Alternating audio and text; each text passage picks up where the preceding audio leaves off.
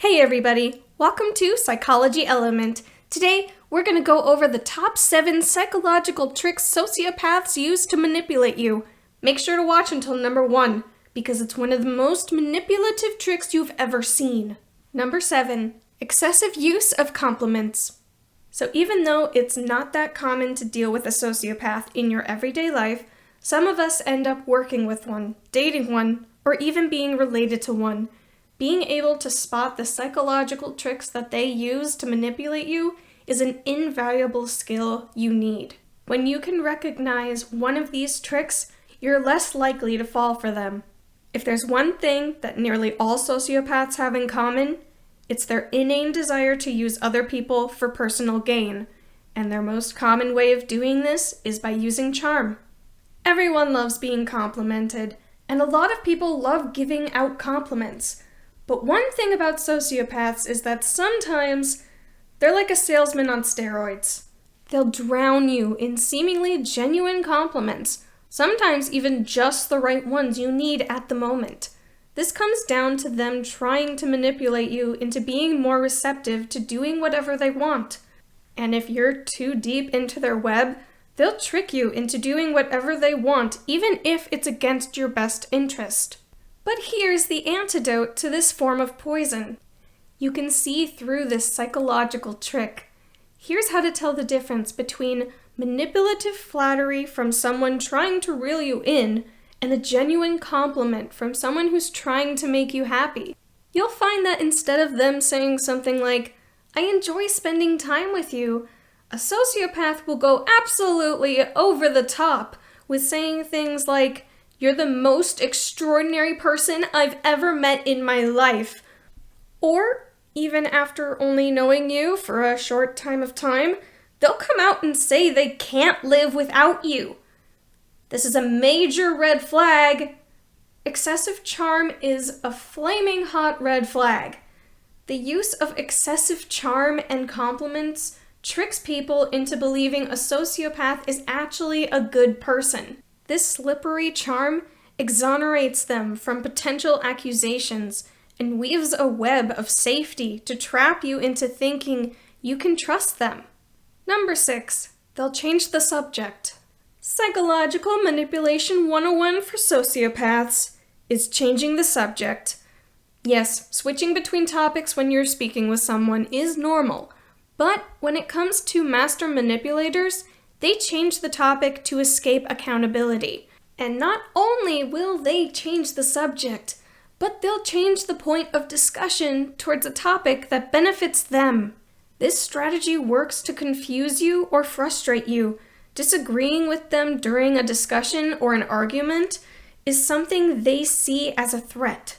Coming from a very insecure and dark place in their mind, shifting the conversation to something righteous is instinctive.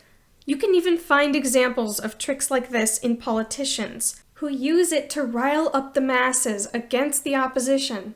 And they'll never get sick of this. They're benefiting from this, and you're giving them attention. To escape this, redirect their redirection. Tell them you want to focus on the original issue. And if they still won't budge or admit anything, you're better off pulling away from that entire conversation and focus on doing something more constructive. Number 5, they're moving the goalpost. Another way sociopaths manipulate you is to employ a logical faculty called moving the goalpost. This essentially means that they continuously find a way to be dissatisfied with you and thus pull you down and nitpick at your every accomplishment. You have to understand the difference between constructive criticism and downright destructive criticism. A sociopath criticizes you like it's a personal attack.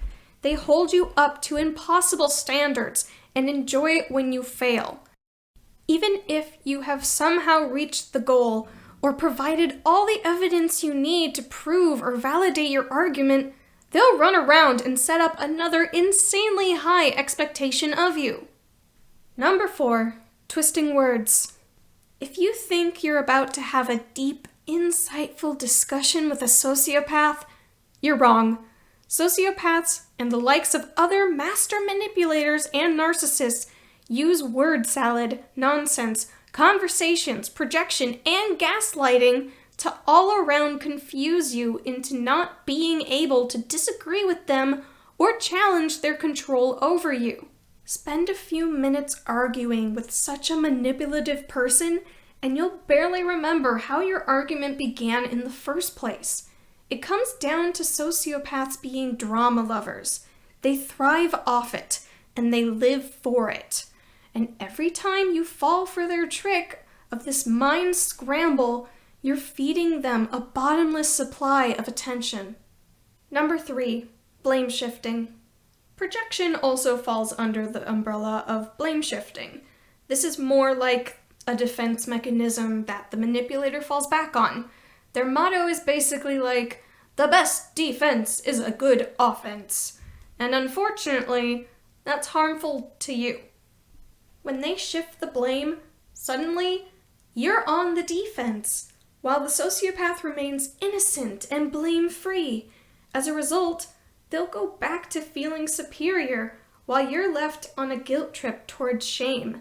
Their trick is to make you feel selfish or even ungrateful for all the supposed things they did for you.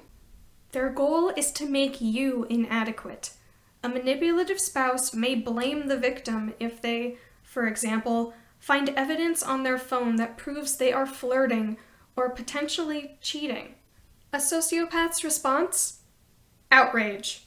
They'll act outraged that you've gone into their phone, and now the focus is on you. They have effectively played the victim. They have minimized, circumvented, and turned around the problem, and gotten off scot-free. All the while, your justifiable anger is cut short. Number 2, they intimidate you with empty threats. One absolutely baffling trick that sociopaths use is trying to intimidate you with empty threats. And while this is common behavior for them, it's usually a last resort. What they do, and what you need to watch out for, is that they use threats to maintain their control over you. Usually, sociopaths are quite clever in discussing or gaslighting people into not seeing their tactics. But if you happen to be untricked by their behavior, they'll feel their control slipping. This results in a more native reaction that's not as thought out, but is still insanely manipulative. Common phrases that they use include, "You'll be sorry for," whatever your point of dispute is, and their threats can escalate to even threats of suicides. Name-calling is also a manipulation tactic they employ. It's a quick and effortless way to put you down and insult your intelligence, appearance, and behavior. Name-calling is also a psychology trick used to degrade you by criticizing your beliefs and opinions. If you're arguing about a well-researched subject and an informed opinion that you have, a sociopath may feel threatened by you. Therefore, they're not capable of making a respectful rebuttal. And instead of targeting your argument, which they know is right, they'll target your person and undermine both your credibility and intelligence. Your informed opinion suddenly becomes silly.